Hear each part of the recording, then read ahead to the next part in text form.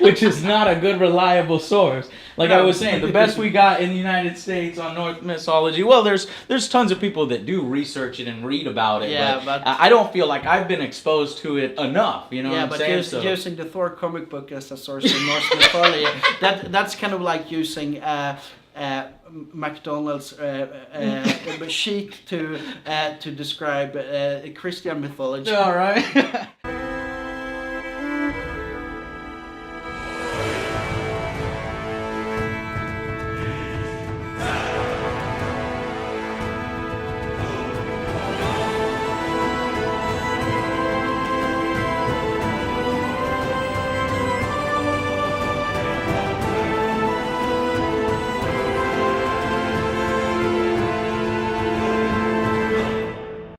So what sets into motion the events of the game exactly?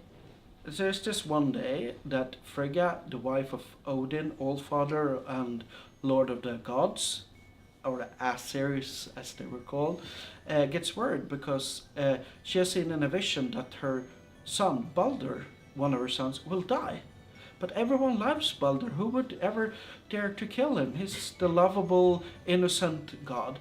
So she goes around and talks to everyone, like to all trees, to all metals, to all everything she can find, and tell them, ask them that, giving her their promise that they would never hurt Baldur. It's only one little problem. She forgets to ask the mistletoe, because the mistletoe can never hurt someone or good it. So Loki is the half-brother of Thor and very, very envious. So when the gods are having all the fun, because they know Baldur is impossible to kill, so being Viking gods, they do like this rough and tumble games, like shooting arrows at Baldur and stuff, because he can't die, he can't get hurt, it's just fun and games. So, but one of the gods is Herder, and Herder is blind. He doesn't participate all that much in it because he doesn't really feel that he's blind. He's not that good of a fighter. But Loki, the trickster and sweet talker, he goes talking to Herder and saying, I can help you. I will be a good brother to you. I will hold your arm up.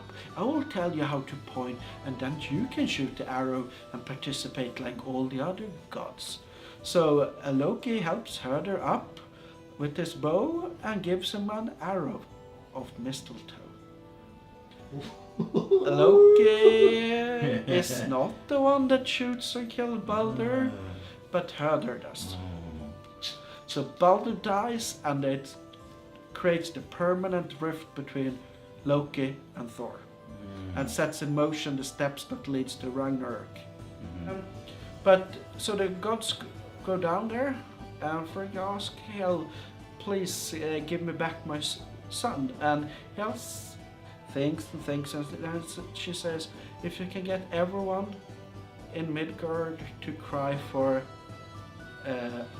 your son, then I will release him." So Frigga goes out and asks every single person that lives in Midgard if they are crying for Baldur, and they all do, except for one troll woman who says, "What has Baldur done for me? I cannot cry for him." The little interesting thing though is that troll woman is none other than trickster himself, Loki, who's making sure that Baldur is dead. The interesting Loki is terrible. Why would you ever want to fight for Loki? Loki is he was his working, morals are all wrong. No, yeah, but he was working together with his daughter. Hel, the goddess of death, is Loki's daughter. Wow.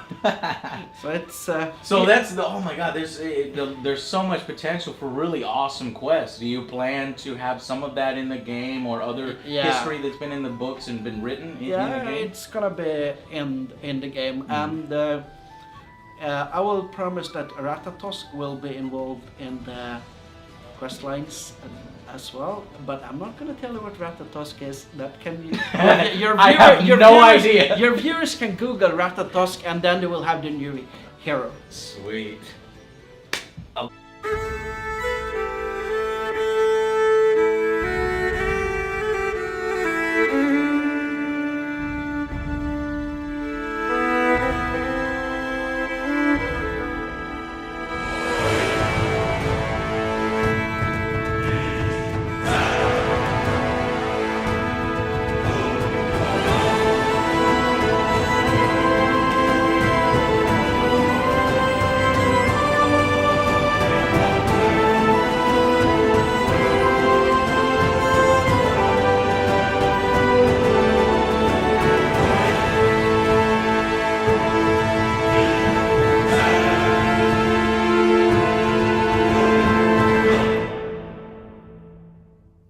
So Johan, we're looking at Runemaster here, and I was watching the presentation. You seem super excited about it because it's one of the first games from the internal Paradox studio that's not a grand strategy. Yeah, well... So tell us a little bit about this game and how it came about. Well, it's been like this. I mean, my original childhood dream when I was wanting to become a game developer, a long time ago in a galaxy far, far away, I was thinking like, I want to make a cool football game, I want to make a great strategy game played on a world map, and I want to make an RPG. And like now I'm here 20 years later, still haven't done a football game. I've made a few rather decent strategy games, at least that's what the people who bought them think. Mm-hmm. And well, I want to make an RPG. So I play so much RPGs, like lots of people at the company does, inspirations from various different games. And then 3 years ago, we had this Fred going like, okay, so what do you want to do for another project? Do you want to try something else than Grand Strategy? And I started thinking, well, I want to make a Norse mythology RPG with tactical combat. And now, almost 3 years later, we're showing it for the first time. And you described it as your baby project. So tell us a little bit about the story of Runemaster. Basically, there's 6 races in the world, or as you can play as a character. You have the humans, the dwarves, and the light elves. Then you have the giants, the trolls, and the dark elves. The first 3 are fighting for the goal of preventing Ragnarok. Ragnarok is the Viking so-called end of the world. But it's not really an end of the world, it's more like a change. The change of order, death of gods, and restart, or basically a world reboot. And the giants, the trolls, and the dark elves, they're not really happy with the current rule of the gods of the Asgard, so they want to overthrow it. So of course you can play as a human and work for the other side, or as a troll you can be trying to work for the other side, but if you want to stop Ragnarok, you want to kill or imprison Loki, and if you want to make sure that Ragnarok is happening, your goal is to kill Thor, which is an admirable goal in many people's eyes. Yeah, so I think it's exciting because many people love Loki and they're tired of seeing him lose. He's become really popular recently as of late because of some of the movies, and this will pretty much be one of the first times you can work for Loki and help him finally win against his brother, right? Yeah, and to doing that, you pick a champion of one of the races.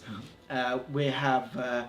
there's 3 different classes as well. You have the Berserker, which by the name sounds like, yeah, it's the warrior type. He goes in with his axe, and he or she, there's female Berserkers of course, they go in with their axe or heavy sword and just smash and fight. Then you have the Skald.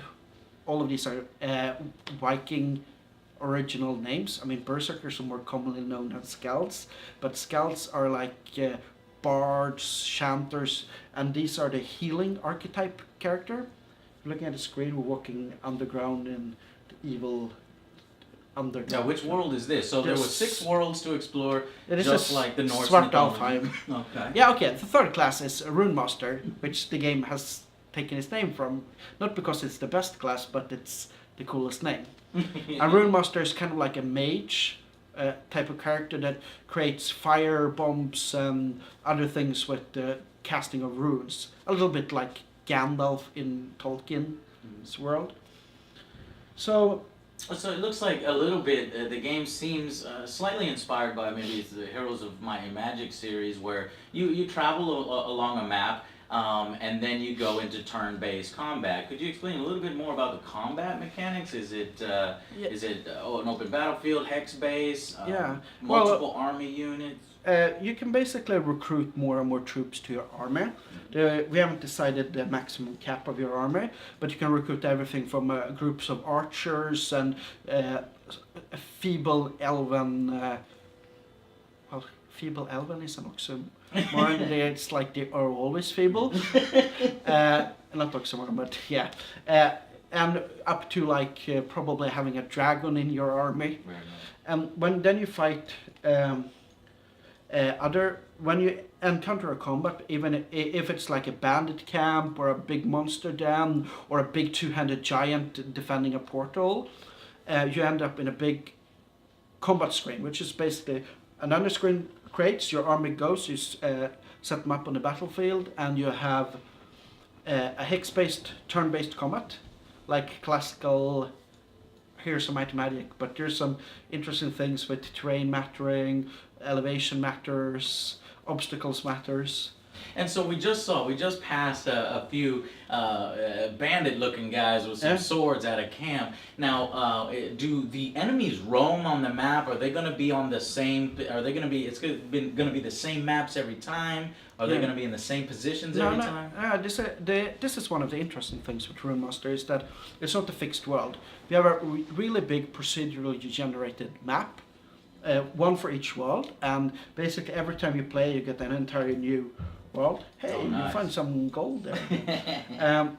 And there's 6 different worlds, and they are, by just walking like this, and if you would walk in a straight line, it would take 10 minutes to cross one map. There's monsters roaming about on the map. We have turned that down in this version because we don't want combat in this version yet. And there's also like roaming quest givers. There's here's a bandit camp where you can say there's it's a monster den. There's 3 trolls defending their cave. Mm-hmm. And so when you go into battle, would you be battling against 3 trolls or possibly It could be more. enemies? It could be more. Okay. And will the maps be pre-generated every single time? Will the map look similar to the location that we just saw them in? Yeah, it's semi-similar. Some dens and where it's like special named monsters or quest places, they actually scripted displays of how it looks like. Like in your fight against Thor, when you give Loki his rightful place, there will be a specific place. I think it would be cool if you have the bridge. Oh, that rainbow bridge? Yeah, that would be awesome as the fight for it. That would be cool. So, one of the things in is this lore. It seems very rich, but it's open to interpretation, right? What kind of monsters are we going to be running into in the worlds? You'll see dragons, giant spiders. You'll see trolls, 2-headed giants. The lava world has some interesting.